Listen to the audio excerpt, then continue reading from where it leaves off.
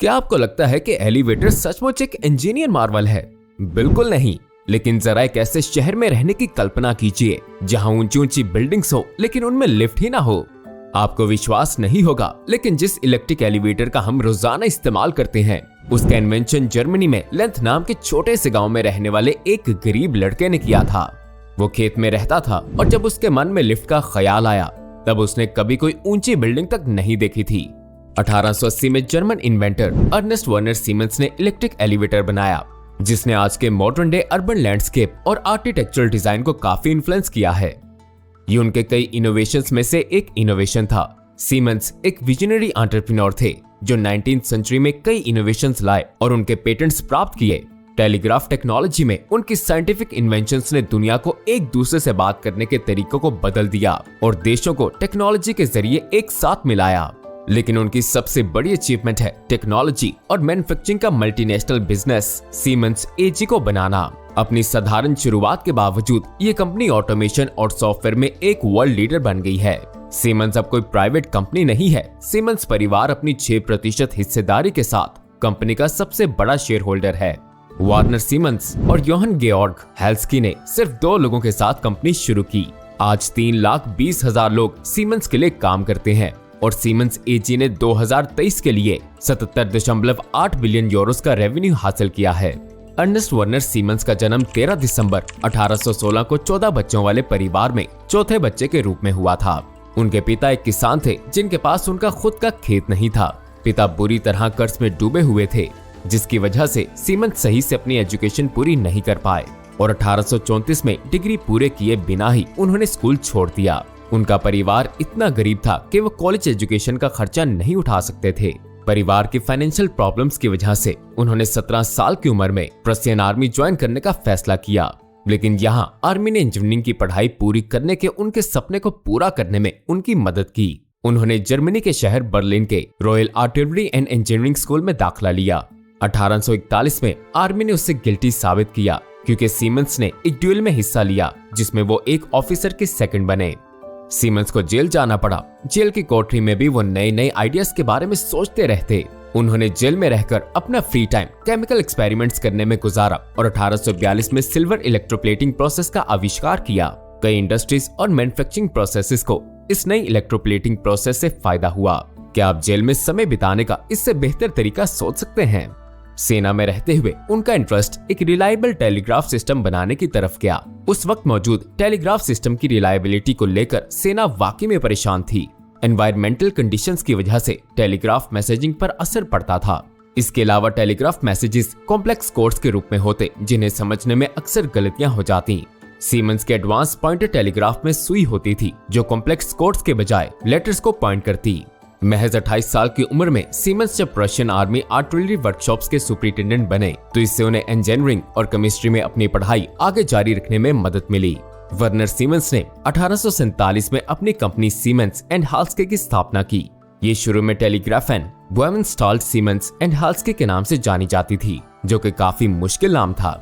2 साल बाद सीमेंस ने अपने पसंदीदा काम पर ध्यान देने के लिए आर्मी छोड़ दी। ये वो समय था जब तेज और रिलायबल कम्युनिकेशन की मांग थी। 1848 में आर्मी ने सीमेंस एंड हाल्स्के के साथ बर्लिन से फ्रैंकफर्ट तक 500 किलोमीटर की अंडरग्राउंड टेलीग्राफ लाइन बिछाने का कॉन्ट्रैक्ट किया। ये यूरोप की पहली लॉन्ग डिस्टेंस टेलीग्राफ लाइन थी। 1848 के जर्मन रेवोल्यूशन के दौरान सीमेंस की टेलीग्राफ लाइन बेहद जरूरी साबित हुई। इसने शहरों और अथॉरिटीज के बीच की कम्युनिकेशन और डिसीजन मेकिंग को आसान बनाया। वर्नर सीमेंस ने एक brilliant German master mechanic Johann गेorg हाल्स्की के साथ मिलकर सीमेंस एंड हाल्स्के की स्थापना की और इसके बाद कभी पीछे मुड़कर नहीं देखा। उस वक्त भी सीमेंस ने टेलीग्राफ और कम्युनिकेशन को ग्लोबल टर्म्स पर देखा।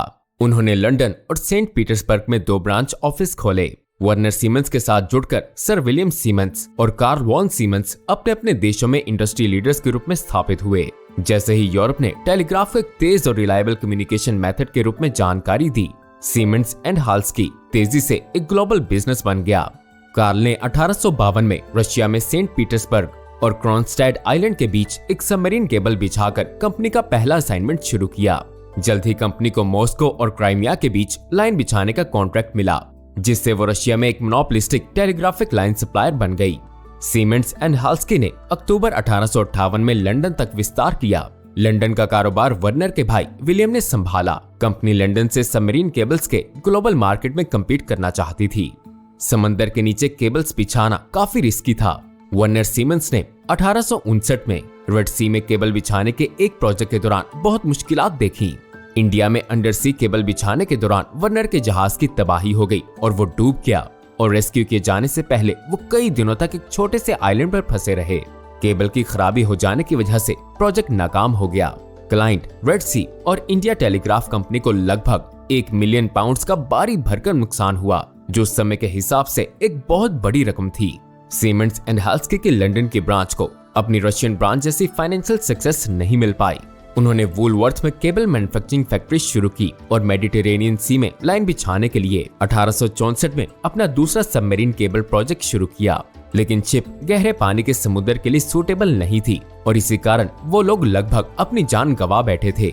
लंदन ब्रांच ने अपनी आधी कैपिटल खो दी। कंपनी के पार्टनर हाल्स्की हाई रिस्क प्रोजेक्ट से सहमत नहीं थे और 1 जनवरी 1867 को उन्होंने कंपनी छोड़ दी। अब सीमेंस परिवार कंपनी का इकलौता मालिक था। पहले नुकसान ने वर्नर सीमेंस को हार नहीं मानने दी। कार्ल ने लंदन का कारोबार अपने हाथ में लिया और केबल किंग के नाम से मशहूर जॉन पेंडर के साथ कम्पीट करने के लिए एक सेपरेट ट्रांसएटलांटिक सबमरीन केबल स्थापित करने की स्ट्रेटेजी बनाई। अपनी शुरुआती गलतियों से सीखते हुए कंपनी ने इस बार फैराडे नाम की एक प्रोफेशनल केबलिंग शिप शुरू की। इस शिप ने 1874 में केबल्स बिछाने का काम शुरू किया, मगर कुछ ही दिनों बाद रॉयटर्स ने रिपोर्ट दी कि जहाज डूब गया है। आप यकीन नहीं करेंगे, लेकिन रॉयटर्स की रिपोर्ट फेक थी। जॉन पेंडर ने सीमेंस की धमकी को सीरियस लिया, यहाँ तक कि सबमरीन केबल को 3 बार डैमेज भी किया। सीमेंस ने मरम्मत के लिए फैराडे को उसके परमानेंट रूप से हैलिफैक्स में तैनात कर दिया। पेंडर ने हार नहीं मानी। उन्होंने सीमेंस की ट्रांसएटलांटिक केबल बिछाने वाली कंपनी के शेयर होल्डर्स को खरीदने की कोशिश की और आखिरकार बिछाई गई नई लाइन को अपने नेटवर्क में शामिल किया। हालांकि नई केबल लाइन बिछाने के लिए वर्नर सीमेंस फ्रांस और यूएस से कॉन्ट्रैक्ट लेते रहे और ऐसा करते करते उन्होंने 1884 में जॉन स्पेंडर्स की मोनोपोली को खत्म कर दिया। सीमेंस ने इलेक्ट्रिकल इंजीनियरिंग में अपनी रिसर्च जारी रखी और 1866 में डायनामो इलेक्ट्रिकल सिद्धांत में एक महत्वपूर्ण सफलता हासिल की, जिसने एक्सटर्नल पावर सोर्स के बिना हाई वोल्टेज और इलेक्ट्रिक पावर जनरेट करने के दरवाजे खोल दिए। इस सिद्धांत की खोज हालांकि एक हंगेरियन इन्वेंटर ने की थी, लेकिन व्यवहारिक रूप से पहली बार इसे सीमेंस ने लागू किया और डायनामो का निर्माण किया। सीमेंस के कंट्रीब्यूशन से सेल्फ एक्साइटेड डायनामो और ज्यादा प्रैक्टिकल हो गया। उनका सिद्धांत मैन्युफैक्चरिंग, हीटिंग और लाइटिंग सिस्टम का बेस बना, जिसे आज हम इलेक्ट्रिकल पावर जनरेशन के लिए इस्तेमाल करते हैं। शुरुआत में सीमेंस द्वारा बनाई गई डायनामो मशीन इंडिविजुअल लाइट्स चला सकती थी। 1879 में चार्ल लोटनबर्ग का सीमेंस विला जर्मनी का ऐसा पहला घर बना जहां इलेक्ट्रिकल लाइटनिंग थी। इस इवेंट को सेलिब्रेट करने के लिए वर्नर ने 250 गेस्ट को बुलाया। उस समय इलेक्ट्रिक लाइटिंग काफी महंगी थी। इलेक्ट्रिकल रेलवे 19th सेंचुरी के सबसे इम्पोर्टेंट टेक्निकल इनोवेशंस में से एक था। 1879 के बर्लिन कमर्शियल एक्सपोजिशन में सीमेंस ने इलेक्ट्रिक रेलवे का डिस्प्ले शोकेस करवाया और वहां मौजूद सभी लोगों को चौंका दिया। ऐसे दौर में जहां ज्यादातर पब्लिक ट्रांसपोर्ट गधा गाड़ी पर निर्भर हुआ करता था, वहां भाप या धुएं के बगैर चलने वाला लोकोमोटिव एक शानदार बात थी। तब लोगों को इस बात का एहसास नहीं था कि ये मॉडर्न समय के इलेक्ट्रिक ट्रेन्स और हाई स्पीड ट्रांसपोर्ट की शुरुआत थी। सीमेंस बर्लिन में एक एलिवेटेड लोकोमोटिव ट्रैक बनाना चाहते थे, लेकिन इसके लिए उन्हें लोगों से विरोध का सामना करना पड़ा। वहां रहने वाले लोगों को डर था कि इससे प्रॉपर्टी की कीमतें कम हो जाएंगी, लेकिन लोगों का विरोध सीमेंस को रोक नहीं सका और 1881 में उन्होंने खुद के खर्चे से 2.5 किलोमीटर लंबा दुनिया का पहला ट्रैमवे बनाया। सीमेंस एक महान इनोवेटर होने के अलावा सोशल इनिशिएटिव्स में भी अपने समय से बहुत आगे थे। 1866 में उन्होंने स्टॉक टेकिंग बोनस की शुरुआत की, जिसमें एम्प्लॉयज को उनकी सैलरी के अलावा कंपनी के प्रॉफिट का कुछ हिस्सा भी मिलता था। इसी तरह का एक और इनिशिएटिव था कंपनी पेंशन स्कीम। सीमेंस ने 1872 में अपनी कंपनी की 25वीं एनिवर्सरी पर सीमेंस पेंशन फंड शुरू किया। स्टैट्यूटरी पेंशन मेजर्स 1 दशक से भी अधिक समय बाद लागू किए गए। वर्नर सीमेंस ने imperial physical and technical institute बनाने पर जोर दिया और 1887 में यह शुरू हुआ। आज इसे फेडरल फिजिकल टेक्निकल इंस्टीट्यूट के नाम से जाना जाता है। ये दुनिया के पहले रिसर्च इंस्टीट्यूट्स में से एक था। चार्ल लोटनबर्ग में उनके विला के पास स्थित ये इंस्टीट्यूट भविष्य के रिसर्च इंस्टीट्यूट्स के लिए एक रोल मॉडल बना। जर्मन सम्राट कैसर फ्रेडरिच III ने 5 मई 1888 के दिन वर्नर वॉन सीमेंस को समाज के संभ्रांत वर्ग में शामिल किया और उन्हें नोबिलिटी प्रदान की। वर्नर ये सम्मान पाकर काफी खुश हुए। उन्हें ये बात किसी न्यूज़पेपर से पता चली थी। वर्नर सीमेंस ने 2 शादियां की। उनकी पहली शादी मैथिल्डा ड्रूमैन से 1 अक्टूबर 1852 को हुई थी। मैथिल्डा मशहूर हिस्टोरियन विल्हम ड्रूमैन की बेटी थी, जिसे वर्नर कुछ समय से जानते थे। उनका ध्यान फैमिली से ज्यादा अपनी कंपनी और इनोवेशंस पर था। उनके 2 बच्चे थे, आर्नल्ड वॉन सीमेंस और गेorg विल्हेम वॉन सीमेंस। मैथिल्डा की तबीयत सही नहीं रहती थी और 1 जुलाई 1865 को ट्यूबरकुलोसिस से उनकी डेथ हो गई। उस समय ट्यूबरकुलोसिस की वजह से मौत होना एक कॉमन बात थी। 1869 में बर्लिन की यात्रा के दौरान वर्नर की मुलाकात उनकी 28 साल के दूर की रिश्तेदार एंटोनी सीमेंस से हुई। दूसरी शादी के बारे में वर्नर की शुरुआती झिझक के बावजूद एंटोनी ने जल्द ही उनका दिल जीत लिया और 13 जुलाई 1869 को दोनों ने शादी कर ली। वर्नर शादी के समय एंटोनी से उम्र में 24 साल बड़े थे। तब तक वर्नर एक अमीर बिजनेसमैन बन चुके थे और उनकी कंपनी में लगभग 600 एम्प्लॉयज थे। वर्नर ने अपने घर को एक बड़े से बॉलरूम के साथ एक शानदार इंडस्ट्रियलिस्ट विला में बदल दिया। अपने कई भाइयों को खोने के बाद भी वर्नर अपनी कंपनी को अपने खानदानी बिजनेस के रूप में जारी रखना चाहते थे। वर्नर के बड़े बेटे पहले से ही कंपनी के साथ काम कर रहे थे और उनके 65वें जन्मदिन पर उनका बड़ा बेटा आर्नल्ड कंपनी का भागीदार बन गया।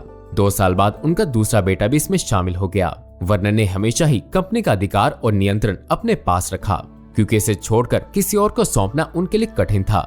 लेकिन इसके लिए उन्हें दोष नहीं दिया जा सकता, क्योंकि उनके दोनों बेटे अक्सर लंग की बीमारी के कारण कई महीनों तक बिजनेस से दूर रहते थे।